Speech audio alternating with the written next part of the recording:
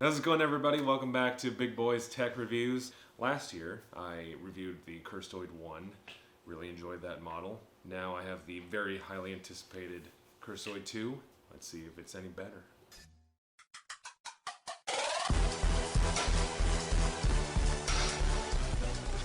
Like I mentioned before, I reviewed the Kirstoid2 last year, and though I enjoyed it overall, it did have some flaws.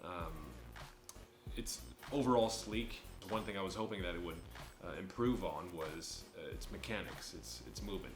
It's much more fluid this year. This model is able to really do every task that it should be able to do much more fluidly without being so choppy and clunky in the joints. And so I thought that was a much better improvement. Thumbs up there. With its overall new design and new fluid mechanics, I love the new feature, the self-storing feature, where at the push of a button, you can actually get the Kirstoid2 to store itself and stow itself away into a shelf.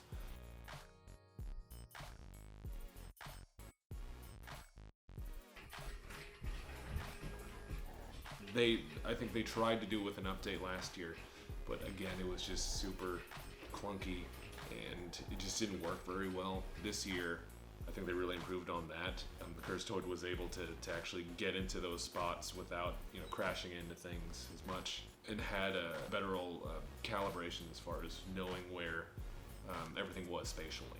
As far as aesthetic design and durability of materials, I thought it was good. It was not better or worse, I think, than last year's. There was no oil bleeding of any kind at this point. We'll see as time goes on how that goes. As far as just aesthetics go, I think that maybe you should lean one way or the other. I thought it was pretty, as far as the features go, pretty basic, little androgynous. Besides that, it's fine. Like I said, I just wished it was either one or the other. So the Kirstoid2 does boast a new chip compared to last year's. It's the Qualcomm Snapkitten Plus. Much faster, much more efficient, I think. I put it through some tests, and I think that it was able to do pretty much every task that I asked it to do. Cooking, washing the car, taking the garbage out, all of it. And within a reasonable amount of time, it was able to do it. Here and there, especially if you kind of run it all day, it will kind of just glitch here and there while it's going. But as soon as you give it a rest, plug it back in for a quick charge, it's pretty ready to go. As far as the multitasking feature, wasn't the best.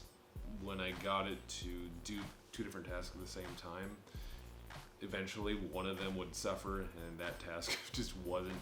Like, for instance, it was cleaning, I think, the microwave while cooking, and cooking was fine, luckily. There was no danger involved there, but there was just no cleaning happening. It just kept spraying into the microwave, and yeah, that's could be, I think, improved in an update, probably in the future. But as of now, as of I've reviewed it, not so good. So my overall thoughts, not as good as the Kirstoid1. The realism I like. It's actually much more realistic than last year's. And you can especially see it in the eyes. It's the blink is much more fluid and less fluttery.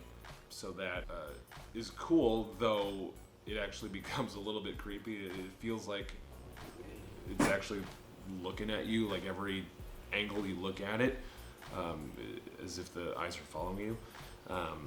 That can be overlooked by some people. I don't really care as much, but I could see that being a problem for people and people's guests at their house. But again, not as good, I would say. If you already have the Kirstoid1, I would say no need to upgrade.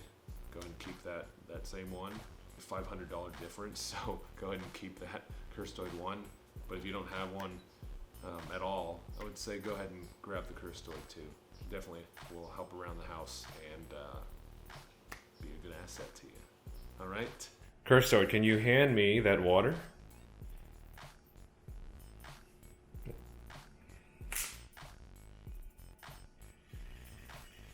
thanks guys. Come check out my reviews, and I will review the Davoid 6 when it comes out next month.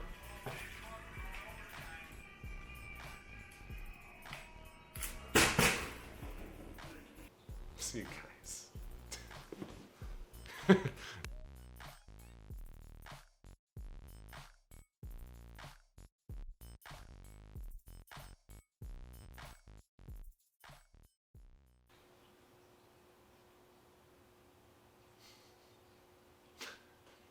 There were definitely some flaws that I thought they could improve on. One, we'll start with design. It's overall sleek and shit. And so I thought that was a much better improvement. It's good. Let's cut. And then the music comes in. The music comes in, and then I reviewed the Kirstoid2. Really enjoyed that model. Here is the highly anticipated second model. Let's see if it's any better or not. See if it's good. Let's see if it's any better. Okay. How's it going, everybody? So the Kirstoid2 does boast a new chip. It's got the 7088 Qualcomm Snap Kitten. That's what I'm supposed to say. Because it's supposed to be Snapdragon. Yeah, that's fine.